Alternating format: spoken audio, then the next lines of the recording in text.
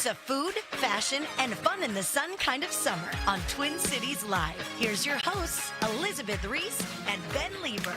Hi, everybody. Welcome to Twin Cities Live on this really chilly Monday. What? Oh, boy. It's cold outside, Say right? what? Don't you think? Were you Elizabeth in the Reese? freezer? I don't know. I haven't been out there lately. I have been in here, dialed in. You have been dialed in. Yeah, I've been focused. I've been you got checking things off my to-do emails done, a list. lot of click-clacking on the keyboard. It's actually very hot, and I do want to follow up from last week before we get into this show that I am not the only one getting repeated calls from XL Energy encouraging me to reduce You're the only one. my usage. You're just making up people now so you make yourself feel Dozens, better. you want to go through my email? Dozens of emails of people saying that they are getting the calls too, and some of them believe that collectively we may have opted into some sort of energy savings program in order to save a buck or two, and that's why we're being subjected with the shaming phone calls. Yes. No, I'm just an energy sucking leech. I guess. I didn't sign up for that. I don't said, know. Just give me all the energy. So I'm getting calls, texts, emails, all reminding me to reduce my energy consumption. I've gotten Instagram DMs and lots of emails from you guys who are in the same boat as me. Yeah, I think when I saw that, it says like toggle here for, energy shaming. Yeah. I did not do that. You said no, and I was like, I'll take it. I will take it. We're really excited. We're kicking off a great week here on Twin Cities Live. We have a fantastic show. If you're looking for a great summer read, we are thrilled to get to meet two authors who write under one pen name. They are here with their latest novel. It's called The Romance Revival. We have chosen one of their books as our Twin Cities Live book club pick previously. There we go. Cue the music. Thank you so much, you guys.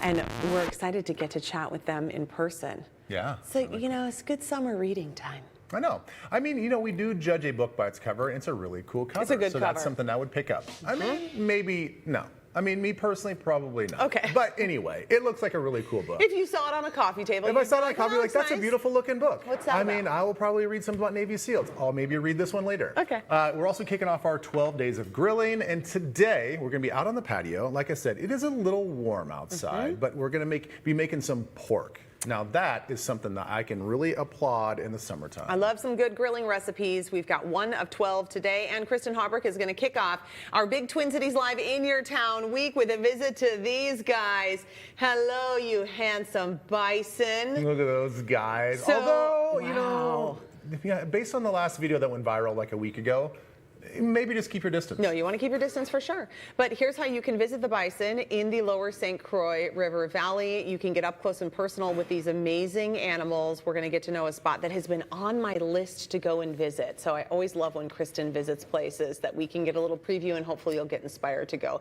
check it out. Yeah, it is our lower St. Croix Valley week this week for our Twin Cities Live in Your Town. So as always, we kind of give you just like a little bit of a background on the places that we're going to visit in that area. So let's do that right now. So we have mentioned jokingly that it's a lot of places. It kind of is a lot. Let's just run down through the list. It's Baytown Township, Bayport, West Lakeland, Lakeland Shores, Lake St. Croix Beach, Afton, St. Mary's Point, and Denmark Township. All make up the lower St. Croix River Valley, all located in the Washington County as well. And as you can see, it's right on the border of Wisconsin. Would you like to talk about this region? Well, it's really lovely. When you drive through, you see how beautiful it is. And all of these communities kind of vary in size. They're around, though, about 2,000 people, which is why we just did a little bit of a combo platter of several of these communities to celebrate this week. Almost every town is around 1 square mile geographically. But Denmark Township and Afton, they're bigger. So they like to just shout from their rural roads, "We're the biggest out here." They really are. Okay, let's talk about Bayport. So Bayport is around 4,000 people, began as 3 small settlements which merged into a village back in the year of our Lord 1881. It was originally called South Stillwater, but they changed the name because people were confused. They didn't like it. I get it. Historically, lumber was a big industry in the entire area from the 1850s to the 1910s when they kind of ran out of logs. The management that tends to happen, was when not you're great. logging. Yeah, the lumber industry became the Anderson Corporation, which is now, fun fact, Anderson Windows, which employs 12,000 people at more than 30 manufacturing facilities. They are still a privately owned company, and they are ranked as number 146 on Forbes' list of America's largest private companies with $3 billion in annual sales. So if you have some Andersen windows in your home, you've contributed. Okay, so forgive me for not knowing how big and important they were, and kudos to you guys for staying private. I mean, a lot of these companies, will probably sell out and go public. Way to go. Keep it private. I like it. I like it. All right, let's talk about the region itself, the Lower St. Croix along the river. Oh my gosh, look at this. According to the DNR, the Lower St. Croix National Scenic Riverway is the lower 52 miles of said river. It goes between Taylor's Falls and its confluence with the Mississippi River. The St. Croix River is considered one of the most species-rich water body in the upper Mississippi River Basin. That's exactly how it's printed. It doesn't sound right, but I think it's right. Doesn't that sound of the water flowing like calm you down? I still remember going to Taylor's Falls for the first time and having my mind blown that we were still in the state of Minnesota. I had no idea it was so beautiful. There's 111 fish, according to the DNR, and 41 mussel species that have been documented. Like gastrocnemius and upper and lower pecs, the biceps. Anyway, there are public beaches along the Lower St. Croix Valley. The most popular is in the summer at St. Croix Beach. Yeah, there are lots of places to get out. I was just on the St. Croix River, like on the shore this weekend, and there's all sorts of places where you can get in kayaks, and then you can kayak down, and then a bus will bring you back up. It's just a really lovely river to get out on. There's always tons of boats, but it just feels beautiful out there. Yeah, it really does. I'm excited to get there on Thursday. It's going to be a lot of fun. And like we said, this whole week we're going to be featured in businesses and places all along that Lower St. Croix Valley area. We have lots to share. Yes. Big deal over at KFAN on the Power Trip Morning Show, kicking off the Initials Invitational, an annual extravaganza that brings together notable names from all over the Twin Cities to play Corey Cove's famously challenging and addicting game called Initials. And Ben Lieber, you were in the hot seat today. You see Belinda Jensen there. I saw Max Fuller. I see some other faces. Alexis Huss standing there, sitting to my left, your right as well. And then Mike Mussman, he also was there. There's Maxo. Listen. How'd it go? Belinda won. Congratulations, Belinda. She crushed it. She kind of came out of nowhere to me. I did not think that she was going to be that quick. Well, she's a badger, so I don't know what to tell you. She is a proud University of Wisconsin. To tell you hello and then mention the fact that you guys are badgers together. I'm going to see her at a party soon, yeah. I know. You guys just have to say all the same thing. It's like a marketing thing that you guys all graduate with. It's weird.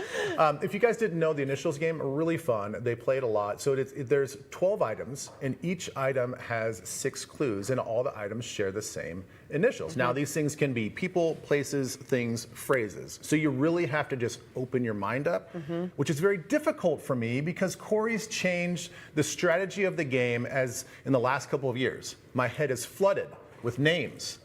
Charles Dickens. That was a good one. You right? Yeah. I know. That one didn't come up? No, he doesn't do names anymore. But so my mind is flooded with names. I'm like, okay, I can't think about names. I see. Like car door was one of them today. Okay. And I'm like, who thinks about a car door?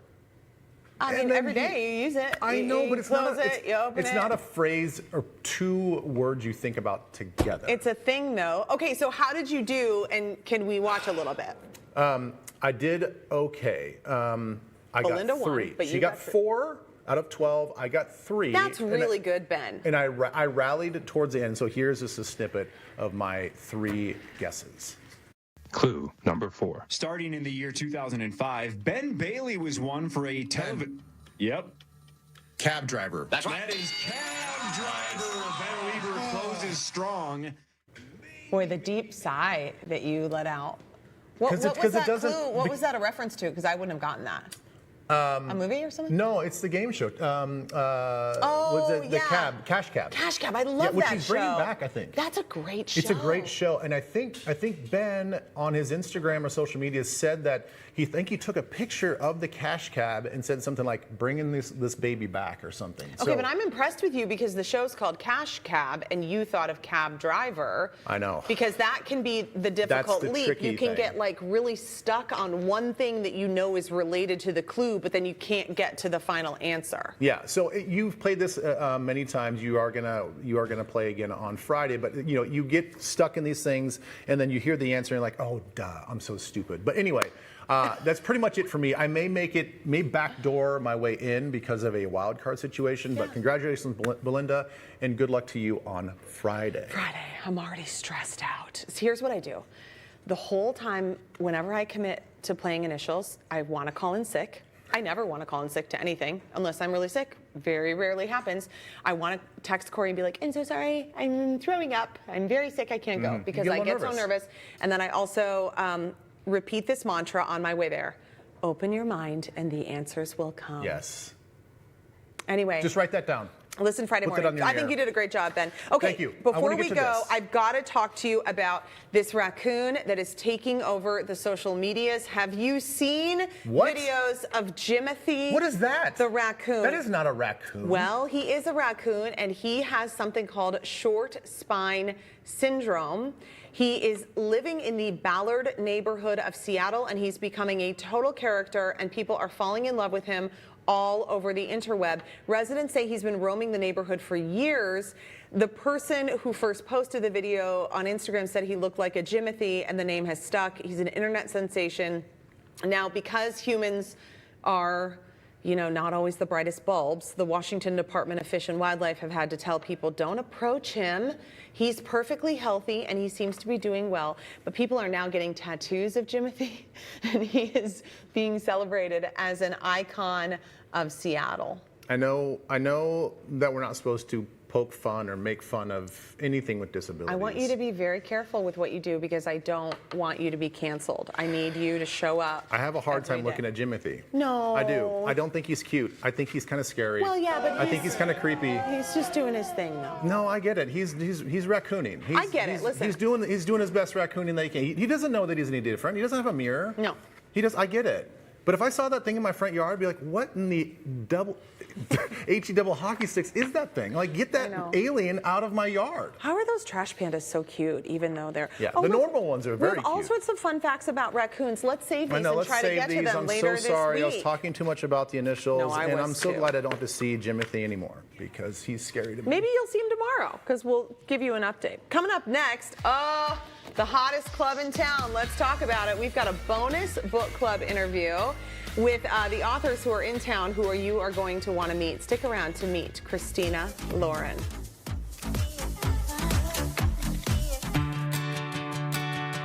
Twin Cities Live's Host Chat is brought to you by Plants and Things and Furniture and Things, the largest selection of outside and inside furniture.